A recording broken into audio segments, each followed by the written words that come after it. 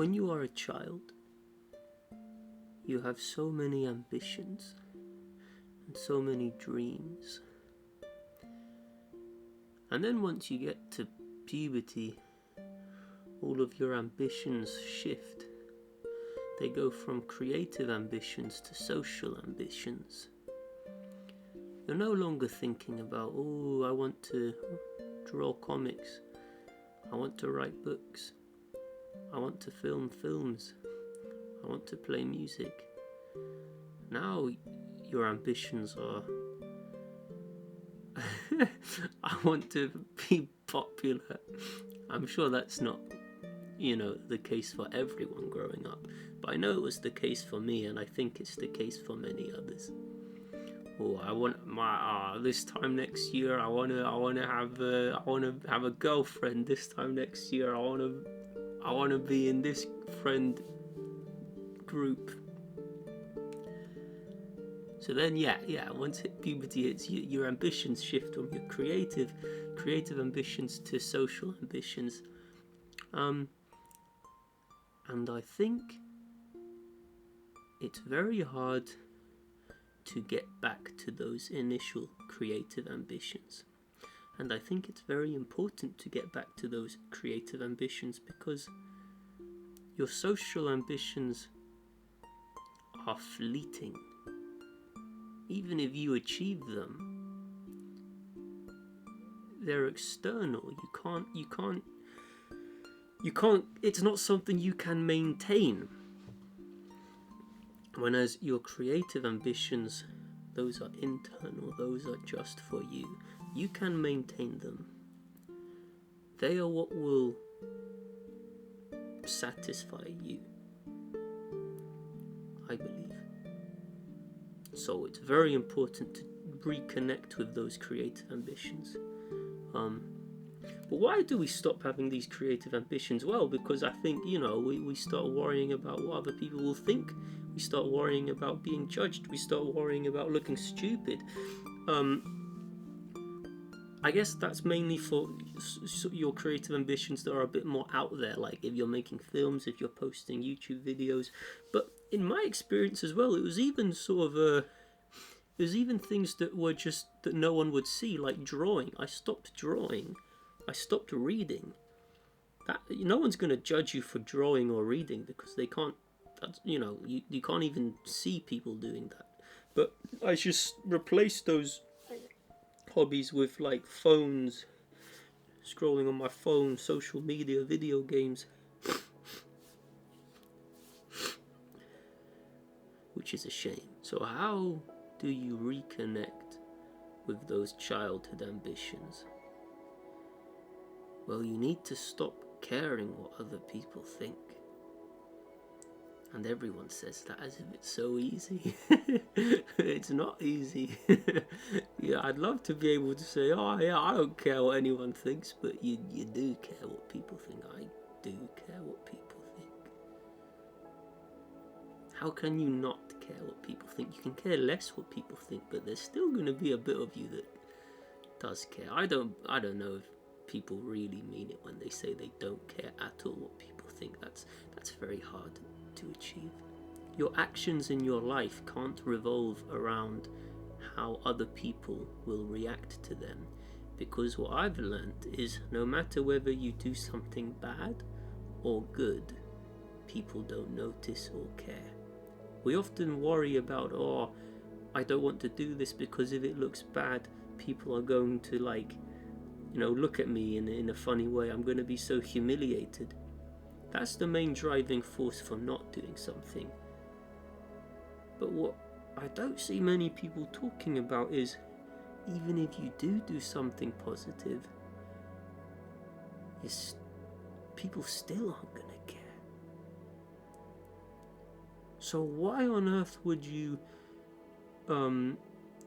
spend your life acting in a way that you think will please others, but the way others react to what you do is so unbelievably unpredictable?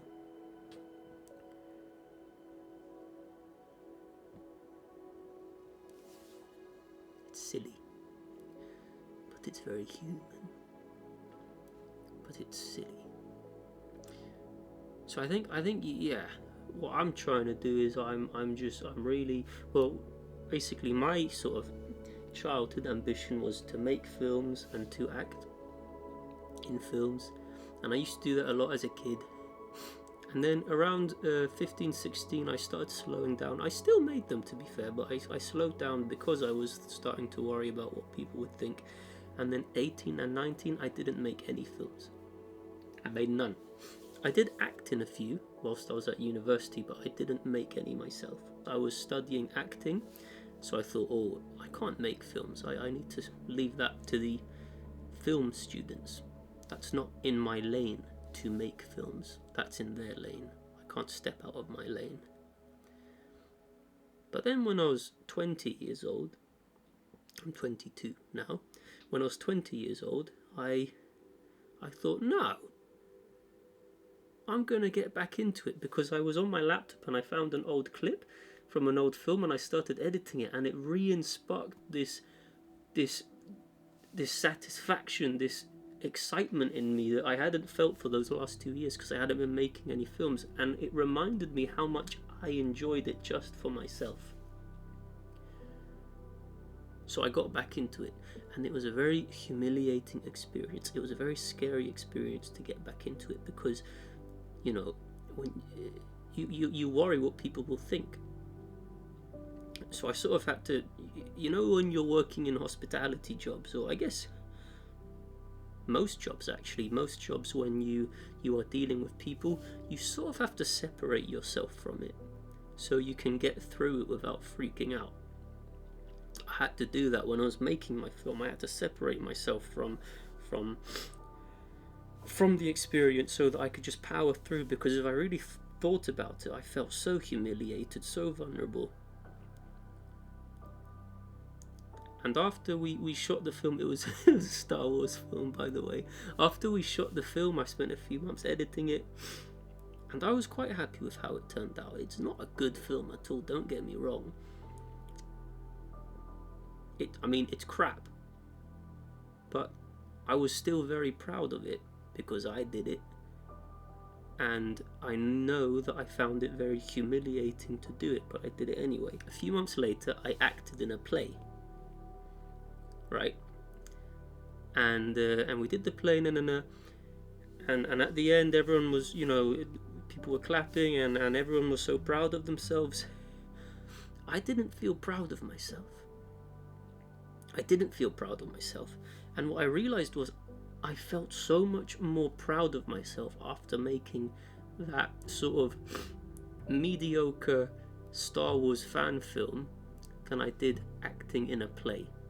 And that just showed me that you need to do what you truly want to do, because it makes you feel something inside. You ask people, what do you want for your life? Oh, to be happy. I just want to be happy. That's sort of impossible. You're setting yourself up for failure, in my opinion. You can't just always be happy. But what you can do, and I realized this with this example of feeling so proud of myself for making kind of crap film. What I realized was, what you can chase is doing things that make you feel proud. You can be sad, but still be proud of what you've done. So, and I feel like your creative ambitions will make you feel proud of yourself. Even if to others it looks silly, it looks stupid, it doesn't matter. You're not gonna be on your deathbed at the end of your life and think, oh, I really regret making that video because someone who I barely knew found it cringe. You're not gonna be thinking that. You might be thinking, I really wish I filled that void in my chest, that creative void. That you might be thinking if you don't go and make that crappy film. So whatever it is, whether it's filmmaking, acting, drawing, I think you need to just go for it, mate. I really do. You cannot live your life around revolving. You cannot live your life thinking about how others will react to what you do, because you really can't tell. One more example, and then one more example. So I made this film that I spent 8 months making in total from start to finish. It's called Mental. I was quite proud of it. Obviously it's very flawed, but I was proud of it for where I was in my journey. I thought it was very good for where I was. It was the film I made after that initial Star Wars film, and it was 47 minutes, and there was no crew. It was just me and the actors, so I was very proud of myself for putting it together. Around the same time that I released that film, I ended up on a billboard for a play. The funny thing is, I wasn't actually in the play.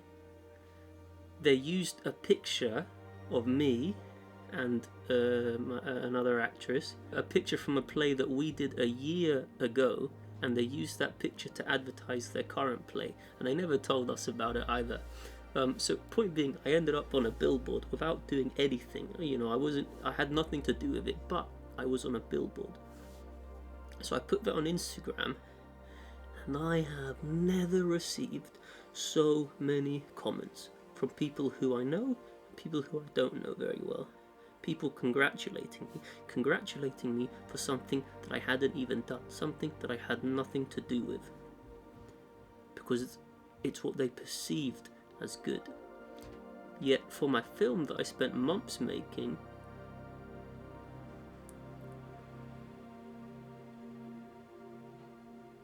well, I didn't receive that many comments at all.